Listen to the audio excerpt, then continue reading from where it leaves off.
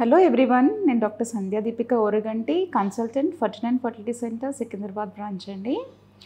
So ఈరోజు నేను మీతో ఒక ఇంపార్టెంట్ టాపిక్ సబ్కోరియోనిక్ హెమరేజ్ దాని గురించి మాట్లాడతాను. అసలు సబ్కోరియోనిక్ హెమరేజ్ అంటే ఏంటి, అది ఎలా ఐడెంటిఫై చేస్తాము, దానివల్ల ఏంటి కాంప్లికేషన్స్ ఏమొస్తాయి, దాని ట్రీట్మెంట్ ఏంటి. సో ఈ 4 విషయాల గురించి నేను మీతో డిస్కస్ చేస్తాను.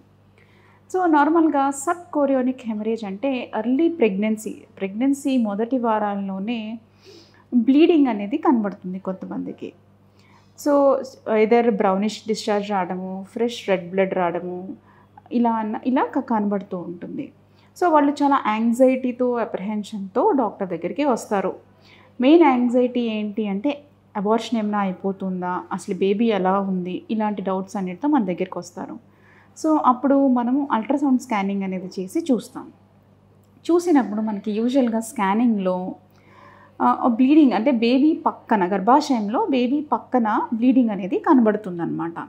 సో ఇది కొరియాన్ అనే ఒక లేయర్కి కిందగా ఉంటుందన్నమాట. అందుకని దీన్ని సబ్ కోరియోనిక్ హెమరేజ్ అంటే బ్లీడింగ్ అనమాట. సబ్ కోరియోనిక్ హెమరేజ్ అంటాము. సో ఇది ఇలా ఉంటే ప్రాబ్లమాటిక్గా, బ్లీడింగ్ అయిపోతుందా అని అడుగుతూ ఉంటారు. సో ఇది మనం చూసినప్పుడు ఇది చాలా చిన్న సైజులో ఉందనుకోండి, the risk of abortion is very less అనమాట. ఇంకా ఇది చాలా పెద్దగా ఉంది, ఎక్కువ అమౌంట్లో ఉంది, ఆ సెపరేషన్ అనేది చాలా ఎక్కువ ఉంది అంటే అబార్షన్ రిస్క్ కొంచెం ఎక్కువగా ఉంటుంది. సో నార్మల్గా ఐవీఎఫ్ ప్రెగ్నెన్సీస్లో ఇది మనం చాలా ఫ్రీక్వెంట్గా చూస్తాం. ఆల్మోస్ట్ 20% ఆఫ్ ఐవీఎఫ్ ప్రెగ్నెన్సీస్లో సబ్కోరియోనిక్ హెమరేజ్ ఉంటుంది. సో ఈ హెమరేజ్ ఉన్నప్పుడు మనం ఏంటి జాగ్రత్తలు ఎలా తీసుకోవాలి అంటే, ఈ కోరియోన్ అనే లేయర్ నుంచే కోరియోనిక్ గొనడోట్రోపిన్ బీటా హెచ్సిజీ అనేది ప్రొడ్యూస్ అవుతుంది. అది ప్రొజెస్ట్రాన్ అనే హార్మోన్ని స్టిమ్యులేట్ చేసి ఆ ప్రొడక్షన్కి కూడా దారితీస్తుంది. సో అది ఆ ప్రొజెస్ట్రాన్ అనే హార్మోన్ మన ప్రెగ్నెన్సీని సపోర్ట్ చేస్తుంది. సో ఈ డిఫెక్ట్ వస్తుంది కాబట్టి మనం సపోర్ట్ అనేది కొంచెం పెంచాలి. టాబ్లెట్ ఫార్మ్స్ ఇచ్చినప్పుడు వాళ్ళకి ఇంజెక్షన్ ఫార్మాట్లో కూడా ప్రొజెస్ట్రాన్ సపోర్ట్ చేయాలి. హెచ్సిజీ ఇంజెక్షన్స్ కూడా ఎక్కువగా ఇవ్వాలి. అండ్ మోస్ట్ ఇంపార్టెంట్ థింగ్, వాళ్ళని రెస్ట్లో ఉంచాలి. Some times activity also increases the haemorrhage అనమాట. సో మెయిన్గా ఇంజెక్షన్ సపోర్ట్ ఎక్కువ చేయాలి, టాబ్లెట్ ఫామ్లో ఉంటే దాంట్లో సపోర్ట్ ఎక్కువ చేయాలి, బెడ్ రెస్ట్ ఇవ్వాలి. సో ఇవన్నీ సబ్కోరియోనిక్ హెమరేజ్ని డిక్రీజ్ చేస్తాయి.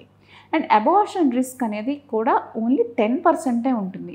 80% ఆఫ్ ప్రెగ్నెన్సీస్ అనేవి నార్మల్గా they move on to second and third trimesters అనమాట.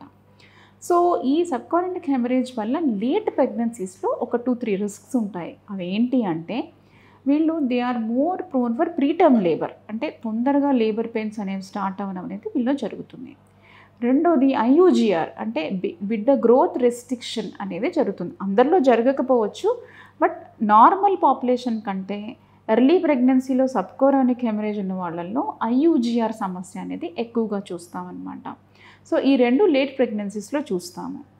సో ఇది సబ్కోరియోనిక్ హెమరేజ్ యొక్క ఇంపార్టెన్స్, ట్రీట్మెంట్ అండ్ కాంప్లికేషన్స్ అన్నమాట. Thank you.